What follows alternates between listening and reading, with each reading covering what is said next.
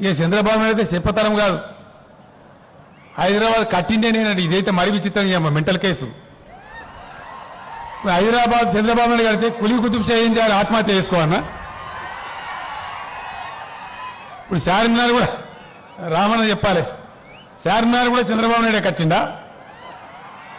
400 ఏళ్ల కింద కులీ కుతుబ్ షా నమాజ్ చేసి ప్రేయర్ చేసి నా నగరం, ఓ అల్లా నా నగరం ఒక సరస్సులాగా, సరస్సులో చేపలు ఎట్లుంటాయో గట్ల ప్రజలు పెరగాలి, నగరం వృద్ధి కావాలని చెప్పి ఆయన అల్లాకు దండం పెట్టి చార్మినార్ పునరాయేసి 400 ఏళ్ల కింద మొదలుపెట్టిండు. కులీ కుతుబ్ షా ఎప్పుడు పెట్టిండు, ఎప్పుడు పుట్టిండు, చంద్రబాబు నాయుడు ఎప్పుడు పుట్టిండు నాకు అర్థం కాదు. ఈ చంద్రబాబు నాయుడు మెంటల్ అని నేను అంటున్నా. ఎందుకంటున్నాడు? వెనకడ కూడా మాట చెప్పిండు, అడవులు పెంచాలని మేకలను బ్యాన్ చేయాలని.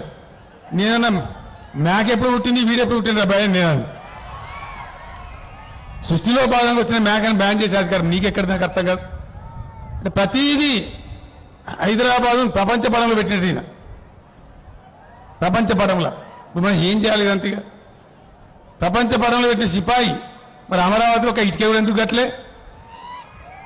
5 ఏళ్ళ ఏమైనా అక్కడ ఏమి లేదు, మీరు డంబచారం తప్ప, గ్రాఫిక్లు తప్ప ఒక బిల్డింగ్ గతి లేదు ఇప్పటికక్కడ.